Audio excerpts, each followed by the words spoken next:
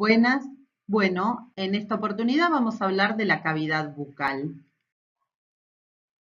La cavidad bucal está limitada por los labios y los carrillos o mejillas. Los labios tienen como base al músculo orbicular de la boca, mientras que los carrillos tienen como base al músculo bucinador. Las características que tienen los labios varían de acuerdo a la especie que estemos hablando. En el caso de los equinos, los labios presentan, tanto el labio superior como el labio inferior, presentan pelos de cobertura en escasa cantidad y también pelos táctiles o vibrisas. Son labios muy móviles y la comisura de estos labios no se extiende muy caudalmente, lo que disminuye la amplitud de abertura de la boca. En el caso de los carnívoros, vamos a ver que el labio superior presenta un surco medio o filtrum que lo divide parcialmente en dos. En el caso de acuerdo a la raza de perros, pues esta división puede ser más o menos profunda. Tanto el labio superior como el labio inferior también tienen pelos de cobertura y pelos táctiles. En los pequeños rumiantes, el labio superior también presenta un surco medio o filtrum menos profundo que los carnívoros. En el cerdo los labios no son muy móviles y el labio superior involucra el hocico o el hueso del rostro. En el caso de los bovinos, el labio superior es poco móvil y se continúa con ese plano nasolabial, presenta en su parte más rostral ausencia de pelos y esta modificación de la piel a la cual aparecen los surcos que son específicos de cada individuo. También son labios muy poco móviles. Por lo tanto, la aprehensión del alimento en esta especie no está dada por los labios, sino que, como vamos a ver después, es más por la lengua. Entre los labios y los dientes incisivos o las mejillas y los molares y premolares, nos vamos a encontrar con el vestíbulo de la boca. Ese vestíbulo de la boca va a tener algunas características en las distintas especies. En el caso de los equinos, el vestíbulo de la boca es bastante amplio, al igual que los rumiantes. En los rumiantes aparecen sobre los carrillos una gran cantidad de papilas cónicas, que son papilas cornificadas, dirigidas hacia caudal. Y en todas las especies, en el vestíbulo de la boca, a la altura del primer molar o del cuarto premolar, aparece una papila que es la desembocadura, que corresponde a la desembocadura de la glándula parotidia. La cavidad bucal propiamente dicha se encuentra una vez que atravesamos los dientes. El techo de esta cavidad bucal está formada por el paladar duro, el cual se prolonga caudalmente dentro de la faringe con el paladar blando. La diferencia es que este paladar duro tiene base ósea, que corresponden a la apófisis palatina del incisivo, la apófisis palatina del maxilar y la porción horizontal del hueso palatino, y presenta en todas las especies crestas que se denominan crestas palatinas. Estas crestas palatinas, en algunas especies como los rumiantes o los gatos, presentan papilas palatinas cornificadas, dirigidas caudalmente, bastante elevadas y que pueden visualizarse a simple vista, y que en otras especies son mucho de menor tamaño. Las crestas palatinas pueden variar su cantidad de acuerdo a la especie que hablemos, pero en general tienen una forma cóncava hacia caudal. En la parte más rostral del paladar duro aparece la papila incisiva, y a los laterales de esta papila incisiva se encuentra el conducto incisivo que perfora la cavidad nasal y el órgano vómero nasal. Cuando la boca está cerrada, la cavidad bucal se encuentra ocupada completamente por la lengua. Este órgano se describe morfológicamente formado por tres partes: una raíz, un cuerpo y un vértice. El vértice en general es la parte libre de la lengua, es decir, la parte móvil de la lengua. En su superficie va a estar cubierto por una mucosa que va a presentar distintos tipos de papilas. Las papilas que presentan son en todo el dorso de la lengua, son papilas mecánicas, denominadas papilas filiformes, las cuales se encuentran cornificadas, aunque su grado de cornificación varía de acuerdo a las especies que estemos hablando.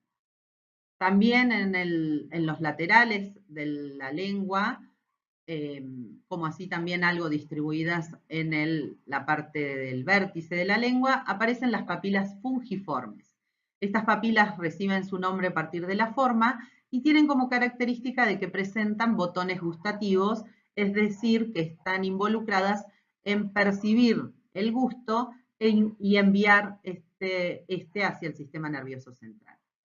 A nivel de la raíz, en el caso de los equinos, nos encontramos con dos papilas circunvaladas grandes, las cuales también presentan botones gustativos, y en relación al pliegue palatogloso, que es un pliegue que se extiende desde el paladar blando a la raíz de la lengua, aparecen también las papilas foliadas. Estas papilas foliadas también son papilas gustativas, es decir, que presentan botones gustativos que son estimuladas por los distintos sabores. La forma que tiene la lengua en el caballo corresponde a una forma de espátula y en general vamos a ver que en todas las especies la forma de la lengua se corresponde con la forma de la cavidad bucal. En los carnívoros, la lengua tiene las mismas partes morfológicas, es decir, una raíz, un cuerpo y un vértice. Una de las diferencias más notorias que se marcan es que en el caso de los perros aparece en su parte dorsal un surco medio que se extiende hasta la raíz, desde el vértice hasta la raíz. Las papilas que presentan son también en todo el dorso de la lengua papilas filiformes, que son mecánicas y cornificadas, papilas fungiformes, distribuidas o más concentradas en los laterales de la lengua, las circunvaladas, que se encuentran en mayor cantidad a nivel de la raíz, las foliadas en relación al pliegue palatogloso, y a nivel de la raíz también aparecen otras papilas mecánicas, también cornificadas y dirigidas caudalmente, que son las papilas cónicas. Otra particularidad que tiene la lengua de los caninos específicamente es que en su superficie ventral aparece una estructura conformada por tejido cartilaginoso, grasa, algunas fibras musculares, que se denomina lisa. Y la lisa es la que permite doblar la lengua para tomar agua. Vamos a ver en el siguiente video cómo es el funcionamiento de la lisa para que los perros puedan ingerir el agua. Ahí se puede ver cómo la lengua se dobla hacia ventral y usa la parte libre o el vértice de la lengua como si fuera una cuchara. Algo también importante a recordar en la lengua de los caninos es que las arterias, las venas sublinguales, son bastante superficiales y son también un punto de acceso para realizar venopunciones. Con respecto a los felinos, no hay un surco medio en la lengua, pero sí como característica aparece una mayor cornificación de las papilas filiformes, lo que da esa apariencia áspera en la lengua, áspero como lengua de gato.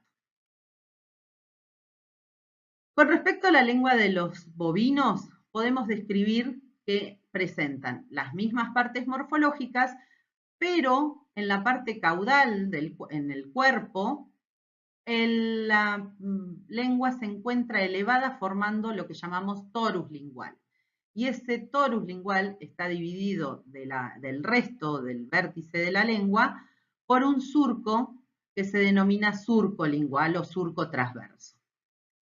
Las papilas que presentan en los rumiantes son las papilas filiformes, distribuidas en el dorso de la lengua por delante del surco transverso o surco lingual, también con una alta cornificación, fungiformes, papilas gustativas distribuidas en los laterales del dorso de la lengua, aparecen a nivel del torus lingual papilas cónicas bastante elevadas y unas nuevas papilas que son exclusivas de los rumiantes, mezcladas con estas papilas cónicas, que tienen una forma redondeada y que se denominan lentiformes o lenticulares.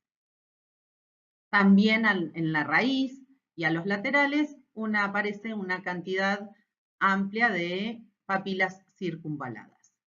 A diferencia de las otras especies, los bovinos no presentan papilas foliadas en el pliegue palatogloso.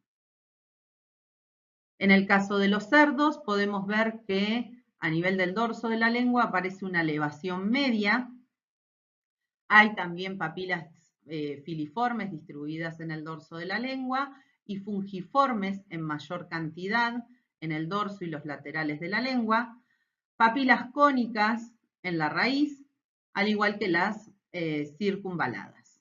Y sí tienen también a nivel de la parte más rostral del pliegue palatogloso las papilas foliadas.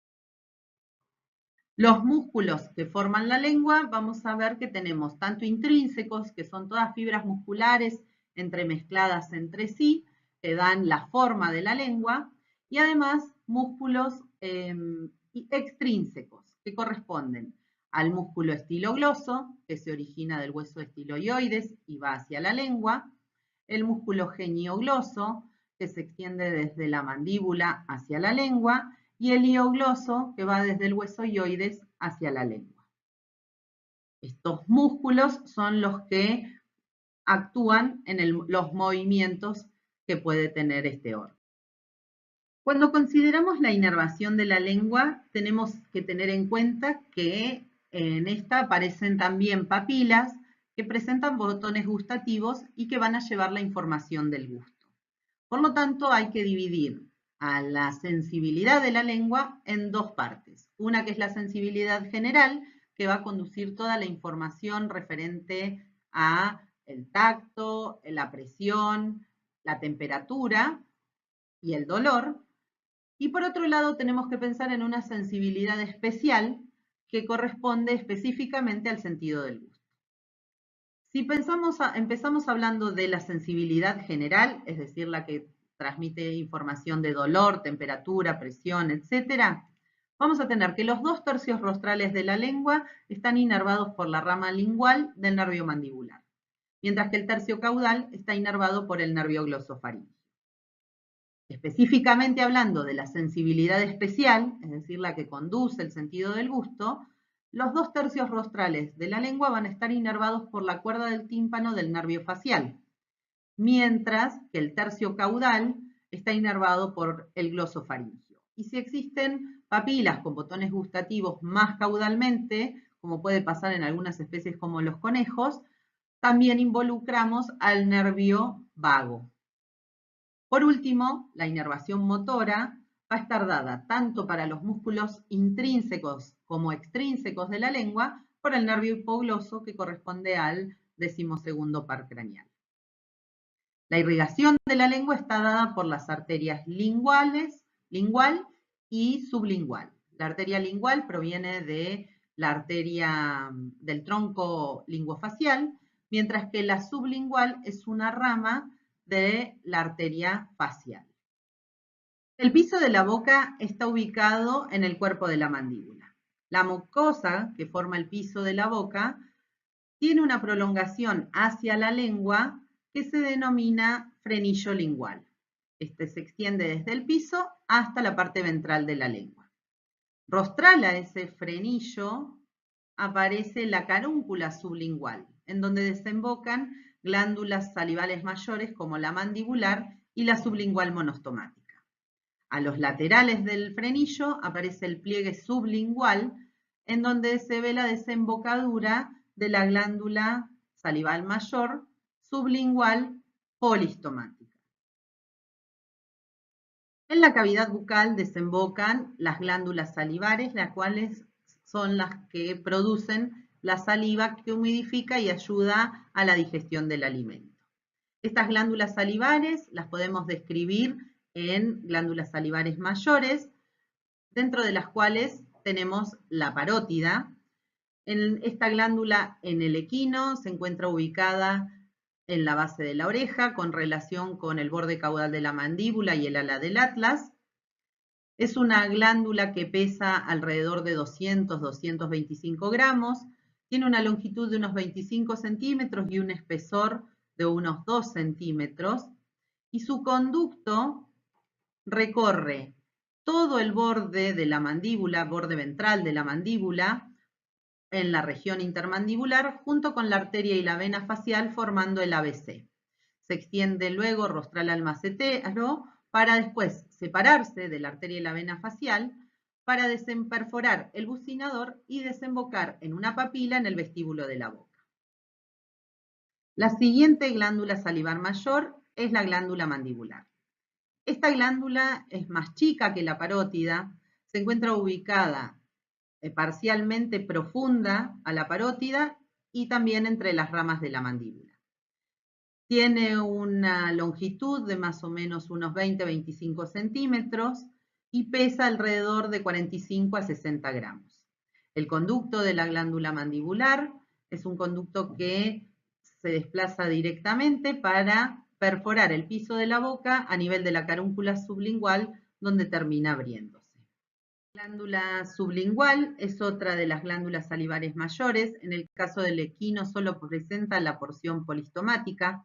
Está ubicada desde la sínfisis de la mandíbula hasta la altura del cuarto premolar. Tiene un peso de unos 15 gramos y mide aproximadamente unos 15 centímetros de longitud. Esta glándula desemboca a través de varios conductos a nivel del pliegue sublingual.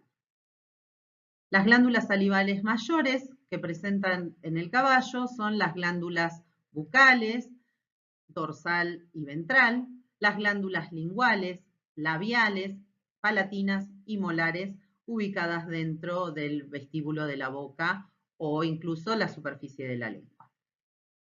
Las glándulas salivares mayores de los rumiantes son las mismas que describimos en el caballo. Sin embargo, hay que tener en cuenta que a estas se les suman también las glándulas salivales mayores, las cuales en total producen un alto volumen de saliva. Esta saliva no tiene enzimas digestivas.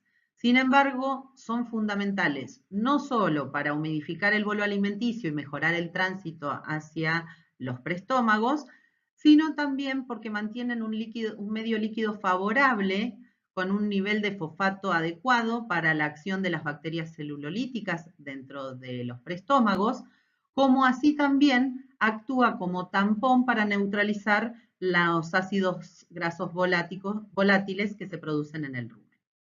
Las glándulas salivares mayores, como la parótida, vamos a tener que en el caso de los bovinos es una glándula con una forma triangular, también está relacionada con la base de la oreja, el borde caudal de la mandíbula y el ala del atlas, pesa alrededor de unos 115 gramos y su conducto recorre, igual que en el caballo, la parte ventral y medial de la rama de la mandíbula para después ubicarse por craneal del músculo macetero, perforar el bucinador y desembocar en el vestíbulo de la boca.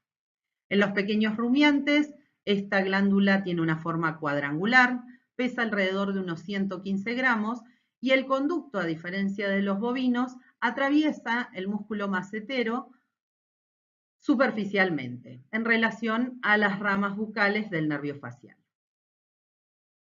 La siguiente glándula salivar mayor es la mandibular.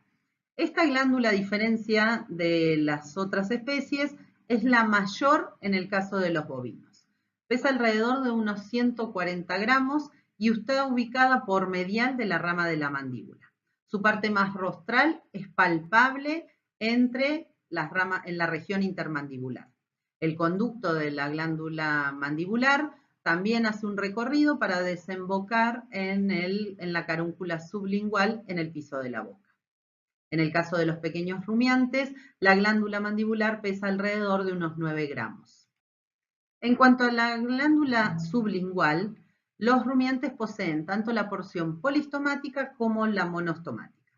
La porción polistomática asienta directamente ventral a la mucosa del piso de la boca, mientras que la monostomática lo hace ventral a la polistomática y un poco hacia rostral. La polistomática desemboca a partir de varios conductos tortuosos en el pliegue sublingual del piso de la boca y la monostomática desemboca en un único conducto junto con la glándula mandibular en la carúncula sublingual. Las glándulas salivares mayores que presentan los rumiantes son las bucales dorsales, bucales medias y bucales ventrales. Estas bucales medias solamente están presentes en los rumiantes, no la tienen las otras especies, son muy desarrolladas y también aparecen glándulas linguales, labiales, palatinas y molares que aumentan el volumen de saliva. En cuanto a las glándulas salivares del cerdo, las mayores, la glándula parótida es la de mayor tamaño. Se extiende desde la base de la oreja, cubre parte del macetero y llega hasta la articulación del hombro, ubicándose en toda la parte lateral del cuello. El conducto de la glándula parótida realiza también un recorrido similar a las otras especies, recorriendo el borde craneal del macetero para desembocar en el vestíbulo de la boca una vez que perfora el bucinador. Las otras glándulas mayores que presenta son la mandibular, que es mucho más chica, y la sublingual, polistomática y monostomática, ubicadas en el piso de la boca. La mandibular y la sublingual monostomática desembocan en la carúncula sublingual y la polistomática, sublingual polistomática, lo hace en el pliegue sublingual a través de varios conductos. Finalmente, en los carnívoros, las glándulas salivares mayores también son la parótida, que es una glándula pequeña, de una forma triangular irregular, relacionada también con la base de la oreja, y cuyo conducto recorre la superficie del macetero transversalmente para llegar al bucinador, perforarlo y desembocar en el vestíbulo de la boca a la altura del primer molar superior. En el recorrido del conducto parotidio pueden aparecer glándulas parotidias accesorias. La glándula mayor de las salivares es la glándula mandibular, que tiene una forma redondeada y que se encuentra en relación al ángulo de la mandíbula. También está relacionada rostralmente con los linfonódulos mandibulares. Tanto los linfonódulos como la glándula son palpables. El conducto de la glándula mandibular desemboca a nivel de la carúncula sublingual en el piso de la boca. En el caso de los carnívoros aparece otra glándula salivar mayor denominada cigomática, que se encuentra ubicada por ventral de la órbita y que desemboca a través de varios conductos en el vestíbulo de la boca por detrás del último molar superior. También tenemos una glándula sublingual monostomática y una porción polistomática. La monostomática desemboca junto con la glándula mandibular en la carúncula sublingual y la polistomática lo hace en el piso de la boca, en el pliegue sublingual a través de varios conductos.